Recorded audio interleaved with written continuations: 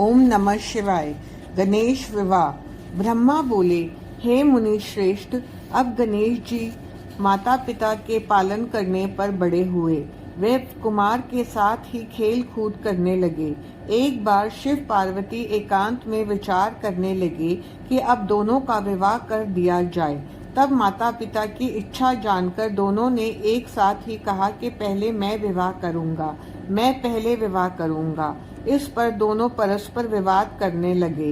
ये विवाद देखकर शिव पार्वती विचारने लगे कि इनका विवाद कैसे दूर किया जाए।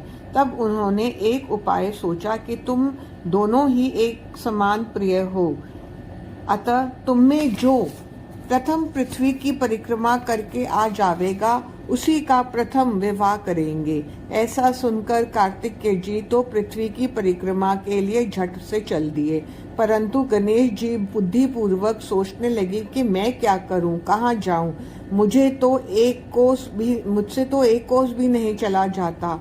फिर सोच विचार कर माता पिता से बोले, आप दोनों सिंहासन पर बैठिए, मैं पूजा करूंगा। तब पार्वती जी और शिव जी गणेश जी की पूजा ग्रहण करने बैठ गए। गणेश जी ने दोनों की पूजा की, परिक्रमा की, फिर स्तुति करके माता पिता से बोले कि अब आप मेरा विवाह कर दें। शिव जी ने पूछा, क्या तुम पृथ्वी की परिक्रमा कर आए? कुमार गए हैं, जाओ तुम भी शीघ्र परिक्रमा करके आओ। गणेश जी हाथ जोड़कर बोले, जब मैंने आपकी 7 बार परिक्रमा कर ली, तब आप कैसे कह सकते हैं कि परिक्रमा कर आओ? क्या इसमें पृथ्वी की परिक्रमा नहीं हुई? क्या ये वेद शास्त्र असत्य हो जाएंगे? अतएव आपको शीघ्र ही मेरा विवाह कर देना चाहिए। पुत्र की ये बुद्धिमानी की बात सुनकर माता पिता चुप हो गए। इस पर जगत के माता पार्वती और पिता शंकर जी गणेश जी से बोले, हे पुत्र, तुम्हारा कथन यथार्थ है, तुम्हारी बात हमने मान ली है। इस प्रकार उन्हें आश्वासन देकर शिव पार्वती ने उनके विवाह की इच्छा की। इसके बाद प्रजापति ने अपनी कन्या सिद्धि बुद्धि के विवाह के लिए शिवजी के पास आकर बातचीत की। शिवजी ने उनका प्रस्ताव स्वीकार करके गणेश जी का विवाह निश्चित कर दिया। शिव के विवाह की भांति सभी देवता इस विवाह में आए। विश्वकर्मा ने गणेश जी का विवाह किया। गणेश जी प्रसन्न हुए। बहुत समय बाद गणेश जी ने दोनों स्त्रियों से 2 सुंदर पुत्र उत्पन्न किए। सिद्धि से क्षेम और बुद्धि से लाभ नामक पुत्र हुए। इसके बाद कार्तिकेय जी पृथ्वी की परिक्रमा करके लौटे। नारद जी ने रास्ते में उन्हें ये सारा हाल सुना दिया। तब कुमार की क्रोध की सीमा न रही और माता पिता को प्रणाम करके उनके मना करने पर भी वे क्रौंच पर्वत पर तप करने लगे। कुमार के विरह में पार्वती जी को भारी दुख हुआ। रुद्र संहिता युद्ध खंड, षष्ठम खंड। त्रिपुरासुर का वर्णन। तारकासुर का वध हो जाने पर तारक के 3 पुत्र पृथ्वी पर तपस्या करने लगे। उनमें विद्युन्माली और तारकाक्षु तथा छोटा कमलाक्ष था।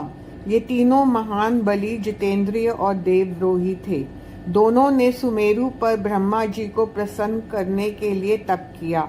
उनके हजारों वर्ष घोर तपस्या करने पर ब्रह्मा जी प्रकट हुए तो उन्हें प्रणाम करके वे बोले, हे देवेश, यदि आप हम पर प्रसन्न हैं तो सभी प्राणियों से अवध्य कीजिए। हम अजर अमर रहकर और निर्विघ्न रहकर चाहें तो त्रिलोकी का वध करें, ऐसा वर दीजिए। तब ब्रह्मा जी ने शंकर जी का स्मरण करने को कहा, तुम अमरता छोड़कर कोई दूसरा वरदान मांगो, क्योंकि कोई भी प्राणी अमर तो हो ही नहीं सकता। फिर वह दैत्य बोले, प्रभो, आप हमारे पास ऐसा कोई दुर्ग नहीं है जिसमें शत्रु न प्रवेश कर सके।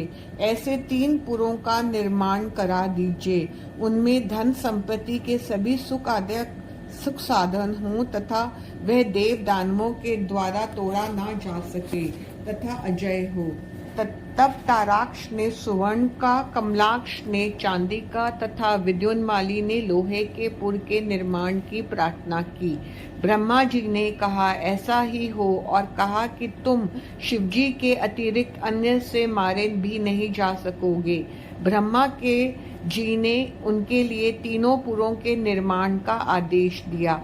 तीनों पुर उनकी मांग के अनुसार निर्माण हो गए। एक स्वर्ग में, एक आकाश में, एक पृथ्वी पर स्थित हुए। तारक के वे तीनों पुत्र अपने अपने पुरों में आनंद भोग करने लगे। ब्रह्मा जी के वरदान से वे महान ऐश्वर्य का भोग करने लगे तथा एक छत्र राज्य करने लगे। उन्होंने त्रिलोकी को अपने वश में कर लिया। तब तो त्रिपुरा के राज तेज से दुखित हो देवता ब्रह्मा जी के पास गए और अपना कष्ट सुनाया। ब्रह्मा जी ने उन्हें शंकर जी के पास जाने की आज्ञा दी। तब दुखी देवता शंकर जी के पास पहुँचे और नमस्कार करके बहुत स्तुति की। हे हिरण्यगर्भ, हे सर्वव्यापक, आपको नमस्कार है। हे प्राणियों के संहार करता, हे अमित तेज वाले, आपको नमस्कार है। इस प्रकार जब इंद्रादिक ने स्तुति की तो शंकर जी के पूछने पर देवता बोले, हे महादेव जी, तारकासुर के तीनों पुत्रों ने हम सब देवताओं को पराजित कर दिया है, त्रिलोक्य को वश में करके हमें उखाड़ फेंका है। हे प्रभु, जब तक त्रिपुर का नाश नहीं होता तब तक हमारे लिए कोई नीति निर्धारित कीजिए। ये सुनकर शंकर जी ने देवताओं से कहा, ये तीनों असुर मेरे भक्त हैं तथा धर्म का पालन करने वाले हैं, अतः मैं उन्हें नहीं मार सकता। तुम इसके लिए विष्णु भगवान के पास जाओ, उनका जो विचार हो करो। फिर देवता ब्रह्मा जी के साथ विष्णु जी के पास गए, उनसे सारा वृत्तांत सुनाया। विष्णु जी ने सभी बातें सुनकर कहा, तुम यज्ञ का अनुष्ठान करो। देवताओं ने यज्ञ किया। उस यज्ञ से एक महान शरीर वाले शूल आदि धारण किए हजारों भूतगण पैदा हुए। उन काल अग्नि के समान रुद्र रूप भूतों से विष्णु ने कहा, तुम त्रिपुरों का नाश करो। विष्णु की आज्ञा से वे भूतगण वहां गए, परंतु पैरों में प्रवेश करते ही वे सभी उन असुरों के प्रभाव से भस्म हो गए। बचे हुए भूतों ने विष्णु जी से निवेदन किया। तब विष्णु जी ने कहा कि इन असुरों के द्वारा शिव पूजन तथा धर्म कर्म किया जाता है, अतः ये अवध्य हैं। इनका प्रथम धर्म और शिव पूजन नष्ट करूं तब कार्य बनेगा। फिर उन्होंने देवगणों को भेज दिया और स्वयं उनके हित चिंतन में लग गए।